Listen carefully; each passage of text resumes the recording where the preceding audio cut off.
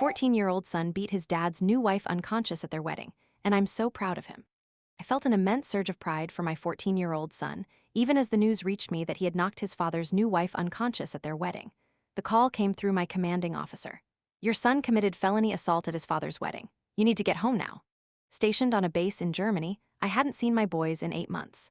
Now my teenage son, who had quit wrestling because he despised causing harm, was facing charges for brutally attacking a woman at the altar.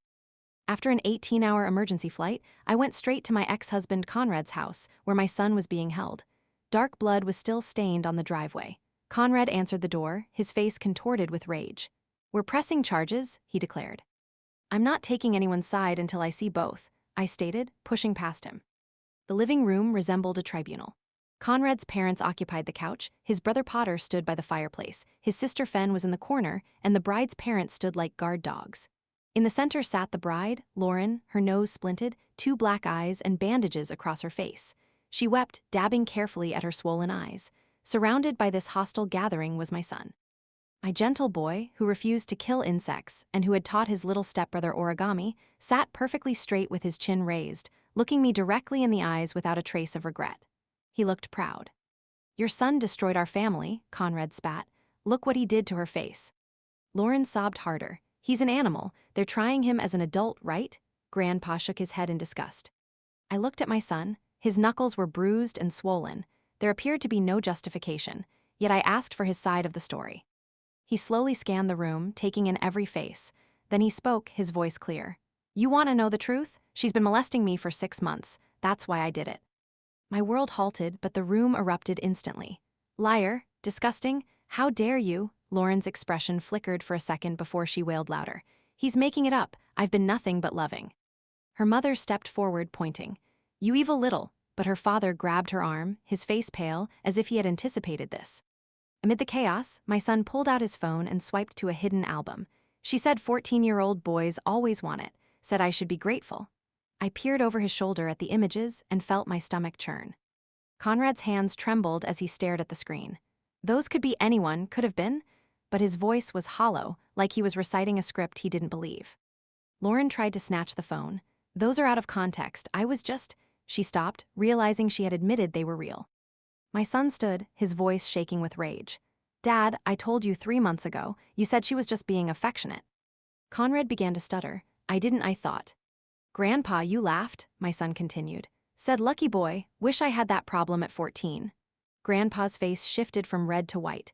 He looked at Lauren, then at his grandson, and something in his expression crumbled. Aunt Fen, you told me, don't be dramatic. Fen backed toward the door, tears streaming. Oh God, I thought you were just. Uncle Potter, you said I should be grateful. Potter buried his head in his hands. Jesus Christ, I was joking. I didn't know she was actually. Grandma, you said boys can't be raped by women. Grandma collapsed onto the couch, rosary beads in her hands, whispering prayers. Every single one of you told me to shut up about it, my son said. Lauren's parents were having a hushed argument. Her father hissed, not again, Patricia, you said she was better. The word again hung heavily in the air. But that's not why I hit her, my son cut through the noise. Everyone froze.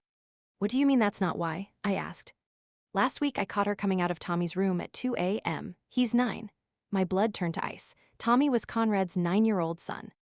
Lauren's mask finally slipped completely. That little brat came onto me. Conrad seized her by the shoulders. What did you just say? For the first time, real fear flashed across her face. My son was now crying ugly, gasping sobs. The morning of your wedding, I begged you. You said not today. I knew nothing I'd say would stop her, so I stopped her the only way I could. He then wiped his tears and ran upstairs, returning carrying Tommy, who buried his face in his shoulder. Tommy, did Lauren touch you? The little boy nodded. Then he pulled up his pajama shorts, revealing bruises on his inner thighs. Lauren's mother screamed at her daughter. You promised, you went to therapy, you promised this would never happen again. Lauren stood there, all pretense gone, her bruised face twisted in contempt. My son spoke again. We're children and Eve. Rye adult in this room chose her over us. I called 911 immediately. Lauren's family begged me to talk, saying they'd drop the charges, but I wasn't listening. Lauren ran to the bathroom. I don't know what she did, but I didn't care. 10 minutes later, she emerged just as the police arrived. They took her away. I took my son and Tommy to my best friend's place. 2 hours later, my phone rang. A detective's serious voice said, "We need you at the station immediately." I drove there with my stomach in knots. They led me to an interrogation room that smelled of old coffee and floor cleaner. A detective slid a manila folder across a metal table. Inside were screenshots of text messages, supposedly between me and Lauren. They showed me telling her she could handle my son however she needed while I was deployed. One said I trusted her judgment completely about discipline. Another said teenage boys needed firm boundaries and I was counting on her. I stared at messages I had never sent. The timestamps showed they were from 3 months ago, right when my son first told Conrad. The detective watched me carefully. He asked if I had given Lauren permission to discipline my son physically or to engage in sexual contact as teaching or punishment. I said absolutely not and demanded to see my phone records. He said they would need to keep my phone for analysis. I realized I was now being investigated as a possible accomplice. They took me to another room where a technician photographed and fingerprinted my hands. The word accomplice made me sick. Lauren was trying to drag me down with her. For 3 hours, they questioned me about my relationship with Lauren. Every question felt like a trap. Finally, they let me leave but kept my phone and told me not to leave town. I felt the walls closing in. I went straight to lawyer Casey Maple Grove. She cleared her schedule and had me recount everything. She immediately filed preservation orders with phone carriers and social media companies, explaining Lauren likely used spoofing apps or edited screenshots during her bathroom trip. Casey told me not to speak to police without her. The next morning, CPS worker Derek Oakage came to interview the boys separately. He was gentle but thorough. My son described everything from the beginning. Tommy, scared, showed Derek the bruises on his legs. Derek photographed every mark. He noted something felt off about Lauren's 10-minute bathroom trip, and her mother's reactions suggested a history. A nurse practitioner performed physical exams on both boys. Derek implemented a safety plan, allowing me only supervised contact with them at the CPS office. It was humiliating, but I agreed. Over the next few days, Casey obtained phone records proving I never sent those messages. Metadata showed they were created on Lauren's phone using a third-party app. Searches on her laptop for how to fake text messages for court were also found. The police soon said I was no longer a suspect, but a key witness. Then my phone rang with a military number. Chandler Burgrove from JAG informed me my security clearance was under review and I was placed on administrative hold.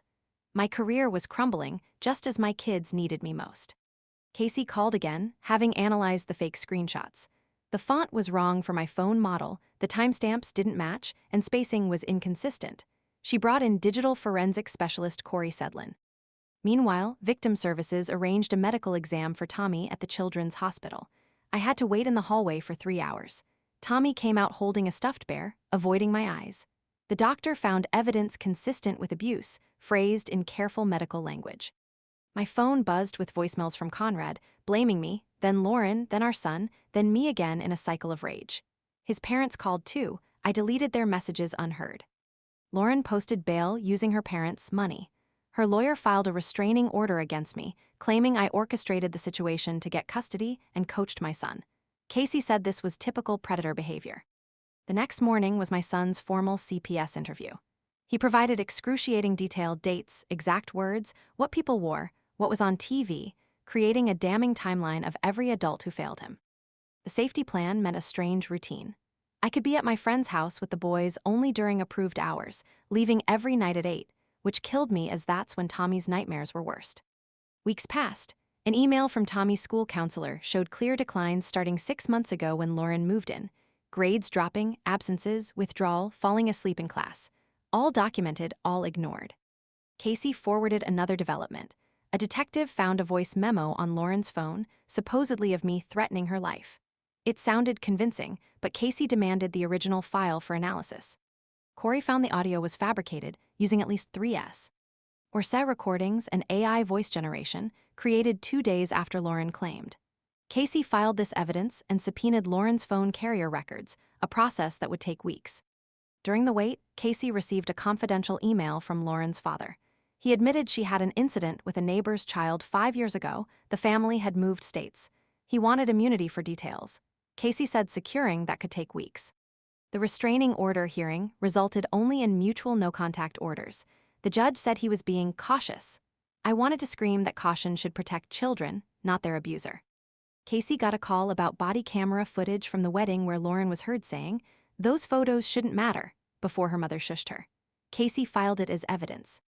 I received formal notice my security clearance was suspended. My commanding officer said he believed me, but protocol tied his hands. 15 years of service destroyed. Corey finished his full analysis, proving the voice memo a fake, but courts moved slowly. CPS began evaluating Tommy's placement since Conrad's family had minimized the abuse. Conrad's sister and brother offered to take Tommy only if I admitted I was lying. CPS deemed them unsuitable. 3 weeks in, Conrad showed up at my friend's house, pounding on the door, demanding Tommy. We called the police. He had kicked the door, cracking the frame. They made him leave but couldn't arrest him without a restraining order. Casey filed emergency paperwork, but the hearing was a week away. The stress was devastating the boys. Tommy wet the bed, my son lost 12 pounds. Phone records finally showed Lauren never received calls from my number, but her lawyer argued I could have used a different phone. The prosecutor met with us, outlining options. He mentioned a diversion program. Casey pushed for therapy instead of charges. They agreed to consider it if my son completed a written statement. That night, my son wrote 12 pages detailing every violation, every threat, every photo. Reading it made me vomit twice. The next day, Tommy had his interview at the Children's Advocacy Center. I heard him crying through the door. The report documented a clear grooming pattern and physical evidence. The detective warned me against talking to Conrad's family to avoid witness tampering appearances. All communication now went through Casey. Casey got a court order for a complete forensic image of Lauren's phone. Lauren's lawyer fought it, but the judge sided with us. The phone company records proved 0 messages to Lauren's number when she claimed. Corey found a spoofing app hidden on Lauren's phone, installed at 11:47 p.m. the night of the wedding, exactly when she was in the bathroom. Casey sent the report to the prosecutor, who became less interested in pursuing charges against me but wouldn't formally close the investigation. 3 days later, my details were leaked online. I received death threats, my friend's address was posted. Casey helped me file police reports. We installed security cameras, and I changed my number twice. Casey hired private security. Fenn sent a shaky handwritten apology. Potter texted saying he needed space. Conrad's parents stopped communicating entirely. CPS placed Tommy in therapeutic foster care with my friend's family, where he felt safe and could get help. Lauren's lawyer filed to have my son's photos thrown out as illegally obtained. Casey prepared counterarguments. The hearing was scheduled for the next month. My son went to juvenile court. The judge offered a diversion program, therapy twice a week and 60 hours of community service. If completed, his record would stay clean. He nodded and signed. The military scheduled an administrative board hearing, questioning my leave status and security clearance due to the publicity. During the suppression hearing, the judge questioned Lauren's lawyer about the technical inconsistencies Corey had found. Lauren sat nervously, touching her faded bruises. The judge said he'd rule within 2 weeks. CPS finished their investigation, finding Lauren had abused both boys and Conrad guilty of failure to protect. He was mandated to parenting classes. The safety plan was extended with surprise home visits. Conrad started attending classes, his anger shifting from us to Lauren. He began sending short emails asking about Tommy. I woke to a flood of hateful Facebook messages containing details only Lauren would know. Casey tracked the IP addresses to her apartment building. We filed contempt charges for violating the no-contact order. The judge scheduled an emergency hearing on revoking her bail. Lauren showed up with a new lawyer, but Casey had proof she was logged into the fake accounts. My son started trauma therapy. For 3 sessions, he just drew pictures of birds and trees. On the 4th, he said he felt dirty all the time.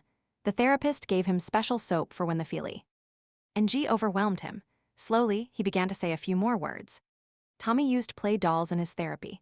He started smiling again sometimes. The military board reviewed my case, extending my humanitarian leave, but putting me on administrative duty upon return. My security clearance remained intact, but under review in 6 months. Conrad's parents finally emailed, admitting they should have listened. Potter sent gift cards, but couldn't face us in person. The school set up my son's return with a trauma-informed approach. Half-days, counselor check-ins, extra time for tests. I knew teachers whispered. The promotion list posted, my name wasn't on it. My career was effectively over. 2 days later, a certified letter arrived from Lauren's family's lawyer demanding we sign NDAs or face a $2 million defamation lawsuit. Casey laughed. They're scared. This is desperation. She met me with a stack of papers, highlighting clauses that would silence the boys even in therapy. We're not signing anything. Over the next week, their offers climbed from $50,000 to $200,000.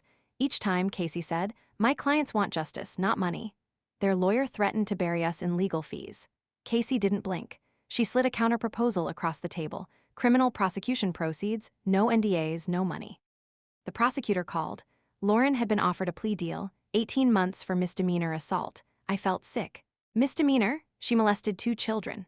He explained her lawyer was filing motions to get evidence thrown out, claiming photos were illegal and testimony coached. A trial was at least 8 months away.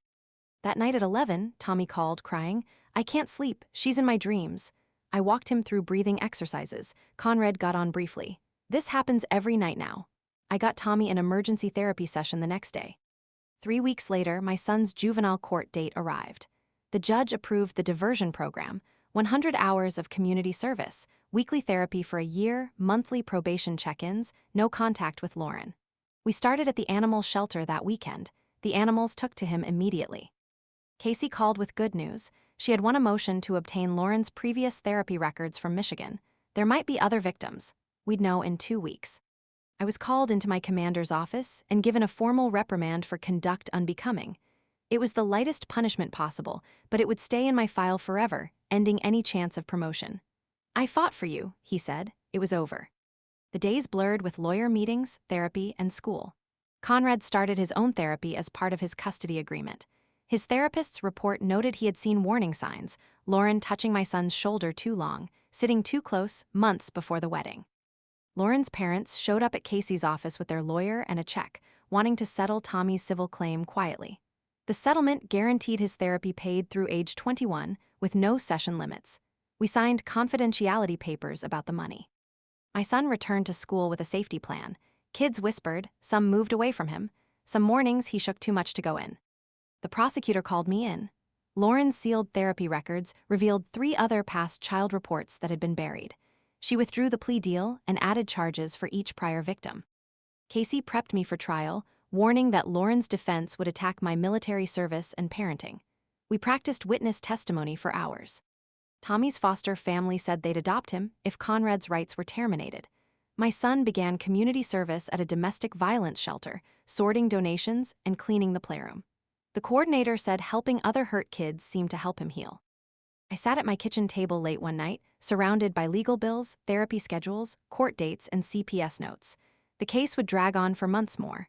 But tonight, my son was asleep down the hall instead of in juvenile detention. Tommy was safe with people who protected him. That had to be enough for now. It was all we had while we waited for the system to work.